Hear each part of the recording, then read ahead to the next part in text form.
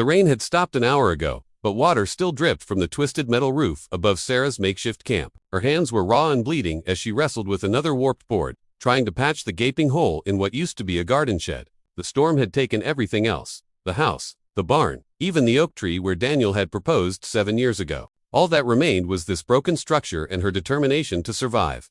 She didn't hear him approach. Marcus had always moved quietly, even as a boy. When she finally noticed his shadow falling across her work, she froze mid-hammer swing.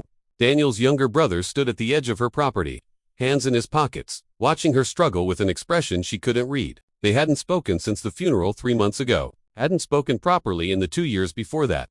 Sarah turned back to her work, driving the nail harder than necessary. The board split further, mocking her efforts. She heard Marcus shift behind her but refused to look. She knew what he was thinking, that she was stubborn, that she should have accepted his offer to stay at his place in town, that she was crazy for trying to rebuild here, alone, with nothing but salvaged wood and borrowed tools. "That board's rotten," Marcus finally said, his voice cutting through the sound of dripping water. "I know," Sarah replied, not turning around. "The whole frame's compromised. You're wasting your time." "Then I'll waste it." She yanked the nail out and reached for another board. This one split down the middle, but still usable. Maybe. Her vision blurred with tears she refused to shed. Not in front of him. Not in front of anyone. Marcus was silent for a long moment. Then she heard his footsteps, growing closer instead of farther away. He crouched beside her pile of salvaged materials, examining each piece with the practiced eye of someone who'd spent summers working construction with their father. Daniel had always said Marcus had better hands for building than either of them. "You can't use any of these," he said quietly. "They'll collapse in the next storm. They're all I have." Sarah's voice cracked despite her best efforts. "The insurance money won't come for weeks, maybe months. I can't afford a hotel. I can't afford anything. So yes, Marcus, I know they're rotten and broken and useless. But they're mine, and I'm going to make them work, because that's what people like me do. We make things work." The words hung in the air between them, heavy with meanings neither wanted to examine. People like me, not like you, not like Daniel's family with their savings accounts and safety nets. Sarah had grown up with nothing, married into something, and now found herself back where she started, except worse, because now she was alone. Marcus stood abruptly and walked back to his truck. Sarah felt a bitter satisfaction watching him leave, even as her heart cracked a little more. Of course he'd go. That's what the Hendersons did when things got difficult. They retreated to their comfortable lives and left the mess behind. But the truck door slammed, and Marcus returned carrying a toolbox and a bundle of fresh lumber. Then he made another trip. And another. New boards, straight and strong. Proper nails. A level, a power saw.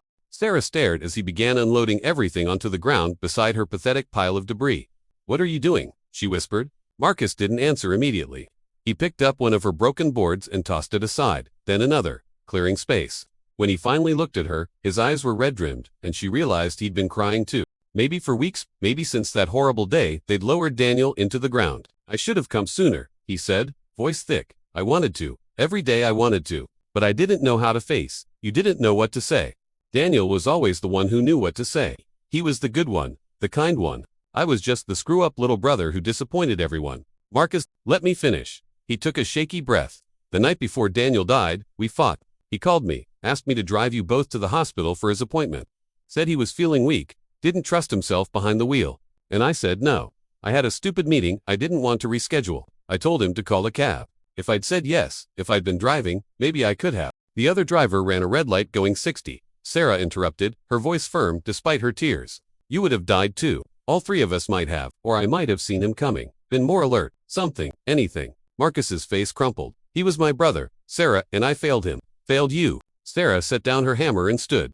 Every muscle in her body ached, but she crossed the distance between them and did something she'd never done before. She hugged Marcus Henderson. Really hugged him, and felt him collapse against her, sobbing like the lost boy he'd never allowed himself to be. They stood there in the mud and ruins, two broken people holding each other up. When they finally pulled apart, Marcus wiped his eyes roughly and picked up the level. "Daniel made me promise something," he said. "Before the wedding, he made me swear that if anything ever happened to him, I'd take care of you. Not because you needed taken care of, but because family takes care of family. And your family, Sarah, you always were." Sarah nodded, unable to speak past the lump in her throat. Marcus measured the first board with steady hands. "So we're going to build you a proper shelter. Together, and then we're going to rebuild everything else. However long it takes." As the sun broke through the clouds, they began to build.